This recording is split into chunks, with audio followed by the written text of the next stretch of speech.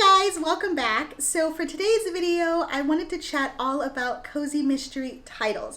Now, if you're new around here, first of all, welcome. But I talk a lot about cozy mysteries on my channel because it's one of my absolute favorite genres for a couple of reasons. And one of the biggest reasons, or at least the most fun, are the punny titles. And punny as in P-U-N.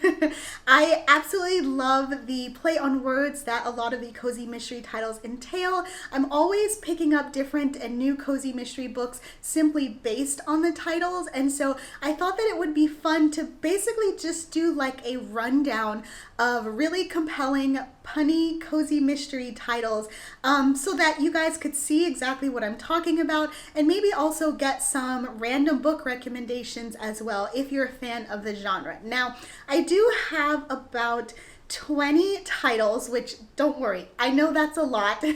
I'm not actually going to give a synopsis of each of the books. First of all, this video would be way too long and we don't have time for that. We have things to do, right? But the other reason and the main reason is because I basically want to pull you in based on just the title alone. Now, I will say what the name of the series is just so that it's easier for you to look the book up, but I thought that it would be fun to essentially run down a list of cozy mystery titles and we kind of see or feel out whether or not it would be something that you are compelled to read based on the title alone. Now, I have a list here, so don't worry, I have not memorized these, so I'm gonna have to be looking down at this list. Let me just point that out right now. But I will say, in terms of the criteria when it comes to me choosing which titles that I wanted to mention in this video, this is by no means an all-encompassing list. There are literally hundreds, if not thousands, of cozy mystery titles that I think are punny, so I guess we could technically consider this video a part one. But yes, there are a couple of criteria that I wanted to mention as to why these books made the cut on the list. So when I say punny, it's really just a play on words. Now, in some cases, that's going to be the spelling. So I will accompany each of these books with the photo so that you can see how the title is spelled. And in cases like that, it sounds like an existing phrase or something. It's just that one of the words or a couple of the words are actually spelled differently to kind of relate or give hints to what the actual theme or book is about. And the other kind of punny title are basically just like a twist on existing phrases or maybe pop culture references. You'll get a better idea of what I'm talking about when I start going through the list, but some of those references could be like movie titles or famous one-liners, all that kind of fun stuff. So with that said, let's go ahead and dive into the titles.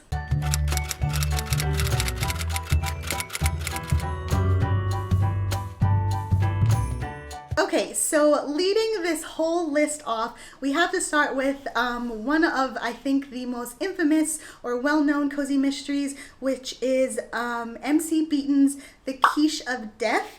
And obviously that's a play on The Kiss of Death, but this is the first book in the Agatha Raisin series. So there you have it. If you've never read this, first of all, I highly recommend this series.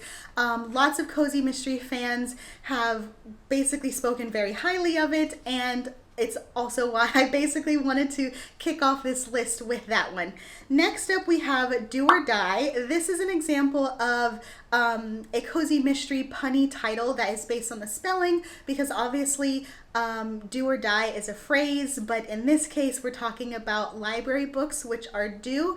And speaking of library books, this is actually book 2 in the Library Lovers Mystery series.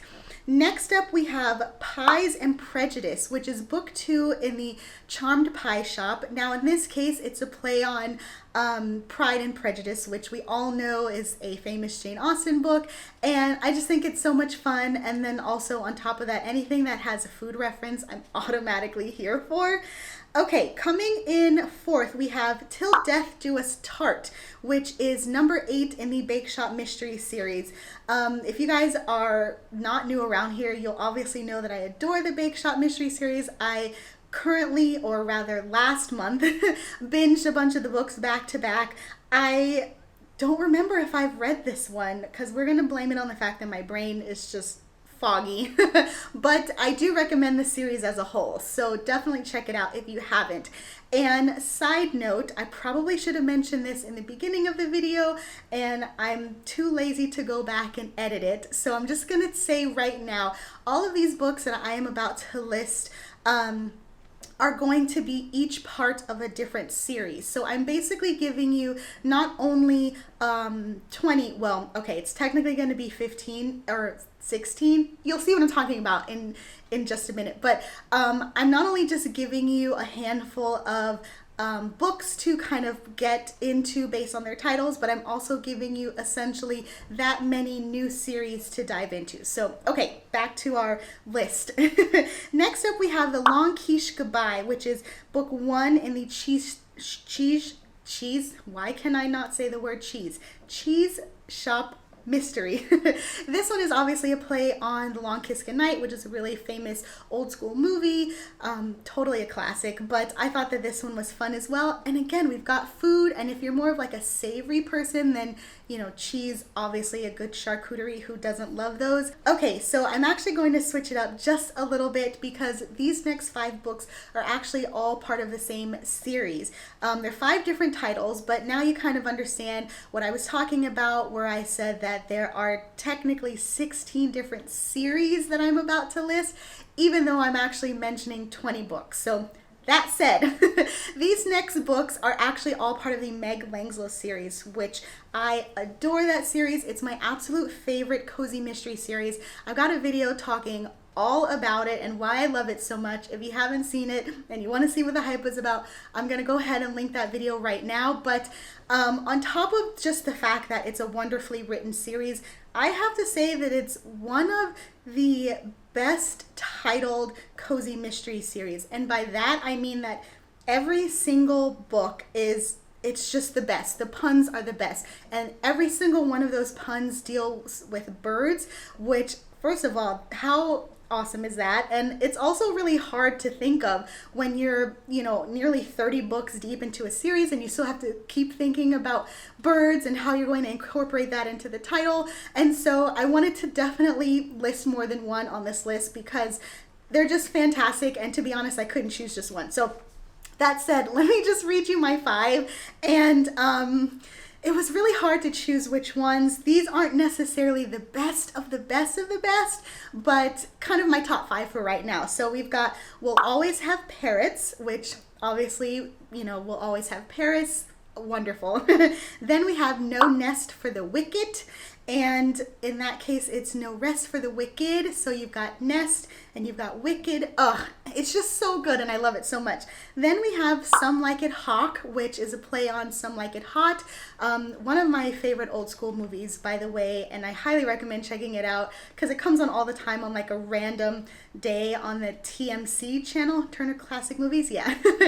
Okay, let's get back to the list. And then the last 2, we have Lord of the Wings and Gone Gull. I mean, Gone Gull is probably one of the more recent ones. It's book 21, and I screamed when I saw that title because it's so relevant to today's pop culture. It's obviously based on Gone Girl, which is a different book that is popular enough to where it became a movie, and the movie is it's just so many different layers. And now you guys can hopefully understand why I couldn't narrow down to just one of the books in the Meg Langslow series. So with that said, let's go ahead and finish the rest of the list, which from here on out are going to be all separate series and obviously all separate books. Next, we have the first book in the Second Chance Cat Mystery series, and it's called The Whole Cat and Caboodle, which I think is just so adorable. I keep telling myself I need to read more cat mysteries, but that's a whole nother topic. Next, we have book 14 in the Bibliophile Mystery series, which I love this series, though I haven't actually read up to book 14 yet. So this one is also new to me, and it's called The Grim Reader. If I'm not mistaken, I believe this one is very new, as in it just came out this year, 2021, if not 2020 for sure. So if you're looking for a new release, this one is it. Next, we have Pros and Cons, which is book 2 in the Magical Bookshop series. This is another example of where the pun comes in from the spelling, because obviously if you just say pros and cons, that's, you know, talking about a list of comparison. But in this case, we're talking P-R-O-S-E, pros, which again, super clever. I'm a nerd. I love that kind of wordplay. Then we have Paul and the Family, which is book 1 in the Family Fortune mystery. And this one is also really funny. It's based on All in the Family, so that's kind of where that comes from. Next, we have another spelling related one, which is Postmortem, which is book 6 in the Mail Carrier Cozy. And so obviously postmortem is a term that we all know already, but because this is a mail related cozy mystery, post in this case is talking about mail post, which again, super fun. And now that I'm thinking about it, the spelling is technically the same for both, so I guess in this case it'd be more of a double entendre rather than a change in spelling. So I'm going to correct myself and get technical with that. Okay, so then we have And Then There Were Crumbs, which is a cookie house mystery. You know, and then there were none, and then there were crumbs. I mean, how adorable is that? And it's another sweets mystery if you are into that and love your cozy mysteries food related, or more specifically desserts related. Okay, next we have Apocalypse Meow, which, oh my gosh, that title alone is just so fun to say. I have to admit that when I was writing this list, I said it at least 4 times back to back because it's just so charming. But this one is actually book 7 in the Movie Club Mystery series. So definitely check that out if you, well, I won't say because you're supposed to essentially be interested based on the title. Okay. So this one should be a spelling related one. I had to kind of double check since last time I was technically wrong, but this one is called Cruel World, which is book 1 in the Needlecraft Mystery series. In this case, because I have to be honest, I had to actually look this up. I can tell from the spelling that it's spelled differently than cruel, C-R-U-E-L, but I didn't know what cruel, the way that it's spelt, was, and so I had to look it up. And it's essentially something embroidery related, and so it all totally comes together and makes sense since this is a needlecraft related mystery. Okay, so the last 2, we have Acts of Violets, which, oh, that one is just so good. I mean, I know I'm supposed to love all of these, but I have to admit, that's definitely one of my top contenders on this list. It's book 5 in the Flower Shop Mystery series, and to be honest, a lot of the books in this series are very well titled. I just didn't want to focus on this one as well because I had to give props to my Meg Langzo series, but if this one sounds intriguing, I highly recommend looking up the other titles in the series because they're just as good. But yeah, Acts of Violet stood out to me, and I love it so much. Okay, so last up, coming in the finale, bringing in the rear, we have Mothbusters, which is book 1 in the, this is kind of a mouthful, Freaky Florida Mystery Adventure series. So this one goes without saying. It is a play on Mythbusters, which is a famous TV show that used to come on the Science Channel, and oh my gosh, I love that show so much. I always used to catch it during the marathons, and to kind of have it incorporated as a cozy mystery title, I think it's just so charming and gives me the warm and fuzzies actually, because it lets me know that I'm not the only one that had such an appreciation of the show. And it's for that reason I had to include it on this list. Okay, so what did you think of that roundup? Like I said, to recap, I listed out 20 books. 5 of those were technically all part of the same series because I had to give props to Miss Donna Andrews, the author of the Meg Langzo series. And technically, I guess if we're kind of counting it out, I listed out 16 different series. So let me know in the comments if any of those books stood out to you. Not if you've read them. I know I always ask you guys that, but if you haven't read them, let me know if they stood out to you based on the titles to where you want to look up more about them or you want to add them to your TBR, because like I said, when it comes to cozy mysteries, you know, obviously they're a lot of fun, but one of the reasons I'm usually drawn to add them to my TBR, there's a few reasons, but like I said, one of the reasons is simply the title. I think that they're so much fun. Sometimes they give away kind of what this series is about, and then sometimes they don't. I don't necessarily have a preference for either, because at the end of the day, I end up looking up the synopsis anyway because I can't help it.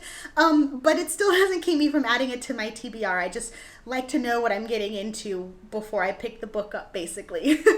Anyway, let me know what you thought about this series. If you enjoyed it, and you want me to do maybe like a part 2, I would be more than happy. Like I said, there are hundreds, if not thousands, of cozy mysteries that are equally as witty and punny, and their titles just scream so much fun to me. And so it was really fun to do this roundup. So in the meantime, please like and subscribe if you enjoyed this video and you want to see more like it. And in the meantime, I said that already, happy reading, and I'll talk to you guys later. Bye!